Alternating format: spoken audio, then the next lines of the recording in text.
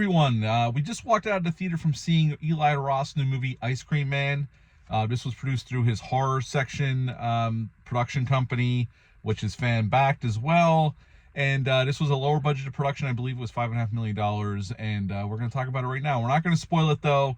We're going to go over the plot quick, give my thoughts on the movie. I know there's been a lot of talk about it because it came out that there was some AI used in this film. And I think I know where they used it, but we'll get into that. Ice Cream Man takes place in this small, idyllic little suburb town where everything looks nice and perfect. And this Ice Cream Man rolls into town and starts serving up frozen treats to all the kiddies.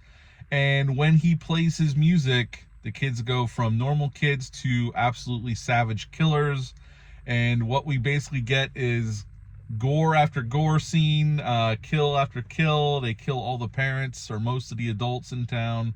And a few kids who didn't eat the ice cream due to certain things are trying to figure out a way to stop this and stop the Ice Cream Man.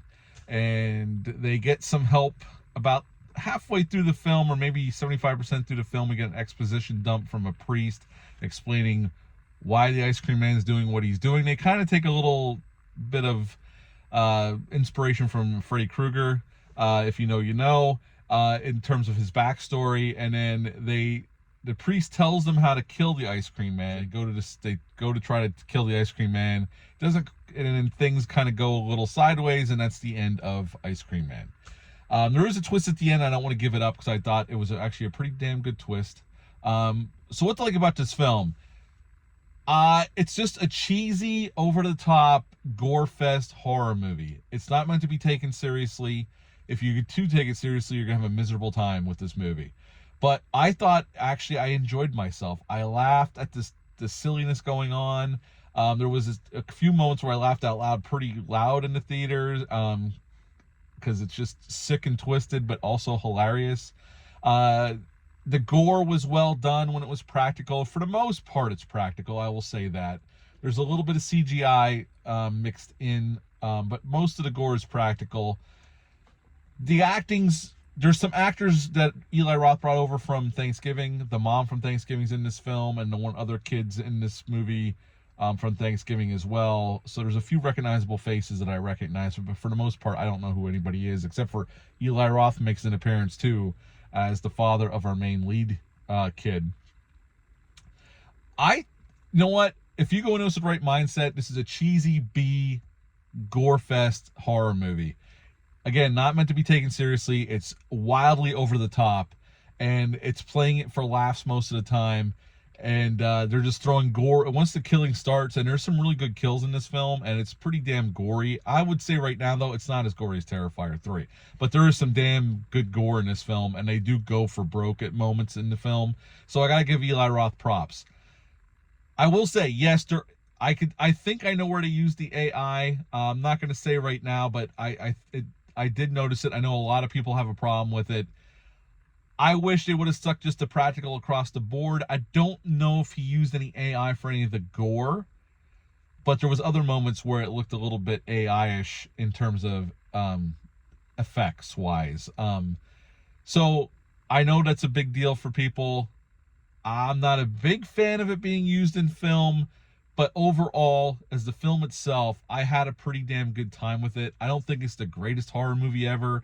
It's definitely not the best horror movie of the year. Probably won't even make my top 5 or even top 10 at this point. But I had a lot of fun with it. I laughed out loud several times. And at an hour and 26 minutes long, it's a pretty quick watch. And I found myself enjoying it. I had some stupid-ass fun with this film, and I would watch it again. So before I give you my rating, I'm going to kick it over to Troy, and he's going to give you his thoughts on it. Troy, what did you think of Ice Cream Man? I thought it was really good. It's just where it kind of looks like they used AI, it does not look that good. Yes. Yeah, I know where you're talking about. It looks off. You could tell it's off. It looks like a mixture of really bad CGI or just they used AI, and it looks off. And when you see it, you'll know, and I think I could pick it out again. When I was sitting there watching, I could kind of tell where they used it, but it's not throughout the whole movie, but it pops up here and there. What did you think about the gore and the kills? It's pretty good. What do you think about the Ice Cream Man himself as the main bad? He doesn't say anything. He doesn't talk. But yeah, I liked how I like the theory, but I don't like how it played out at the end. Okay. How and we don't want to give it away, but yeah. Oh, I can understand that. Okay, so what would you give this out of 10? An 8. 8 out of 10. All right, Troy gave this an 8 out of 10. I would give Ice Cream Man, I would actually give it a little lower than Troy. I enjoyed it though. I'd give it a 7.5 out of 10.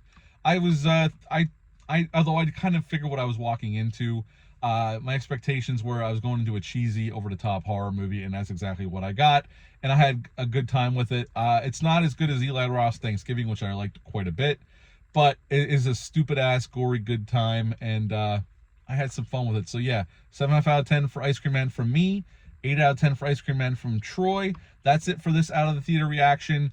Let me know down below, are you planning on checking this out? Have you seen it already? Let me know down below what your thoughts are on this. There's no wrong answers. Film is subjective, but that's it for this one. But until next time, bye.